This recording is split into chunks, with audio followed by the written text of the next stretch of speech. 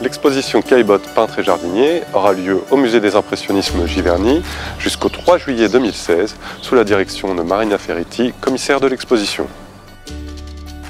Caillebotte était un artiste très proche de Claude Monet et notamment à la fin de sa vie, il est devenu très lié avec Monet. Il a commencé à rencontrer Monet au début des années 1870 en étant son mécène et principalement son promoteur, puisqu'il a participé à l'organisation et à la conception des expositions où les impressionnistes ont pu exposer leurs œuvres. Par la suite, le rapport est devenu plus égalitaire et il y a eu un échange et une passion commune autour de la peinture, mais aussi et surtout autour du jardin.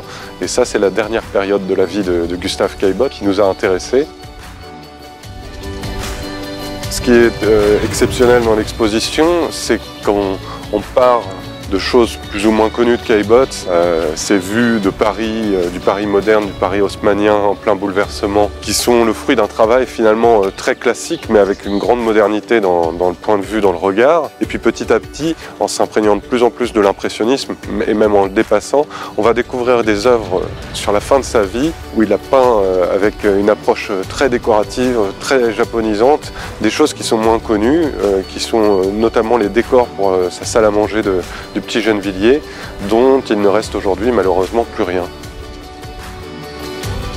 Gustave Caillebotte était non seulement un grand peintre, un mécène des artistes, mais il a également été philatéliste, un des premiers grands philatélistes en France. Il a collectionné les timbres et sa collection de timbres aujourd'hui est dans la collection du British Museum. Il a également été architecte naval. Ça a été l'un des premiers à mettre des voiles en soie au lieu de voiles en toile sur ses bateaux, qui étaient plus légers, et ça lui permettait de gagner des régates. Sa passion pour la navigation est quelque chose de totalement récurrent dans son art. On peut voir quand il peint à Hyères des séances de canotage, qui est la première étape de sa passion pour la navigation, le canotage sur la rivière de l'Hyères. Et puis sa passion pour l'horticulture, qui est la passion de la fin de sa vie. Il va peindre sa serre, il va peindre des orchidées, il va peindre toutes les essences de fleurs qui sont en vogue, qui sont en référence à l'art japonais à l'époque et qu'il va mettre en scène dans sa peinture. On peut penser, au vu des éléments dont on dispose, que Caillebotte a quelque part stimulé et intéressé Monet pour la création de son jardin de Giverny. Monet entreprend véritablement la création du jardin d'eau, celui qui reste fameux avec les nymphéas, un an après la mort de Caillebotte.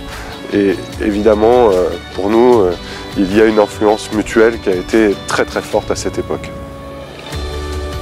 Cette exposition Caillebotte est exceptionnelle parce qu'elle a permis, à travers la recherche, à travers la présentation d'un certain nombre d'œuvres, de recréer la maison et le jardin de Gustave Caillebotte à la fin de sa vie, au Petit Gennevilliers. Et c'est un lieu qui a totalement disparu, qui est devenu un site industriel. Et par conséquent, c'est vraiment le début d'une redécouverte est quelque chose d'assez rare et exceptionnel, et je pense qu'on ne reverra pas de présentation de cet ensemble exceptionnel de sitôt. C'est quelque chose qui est assez rare et précieux, et évidemment tout le monde garde en mémoire, parce que c'est toujours quelque chose de très présent et de très vivant, les jardins de Claude Monet, sa maison et les nymphéas, mais finalement cette exposition a permis de révéler les jardins de Caillebotte, sa maison et ses marguerites qui resteront, elles, au musée de Giverny.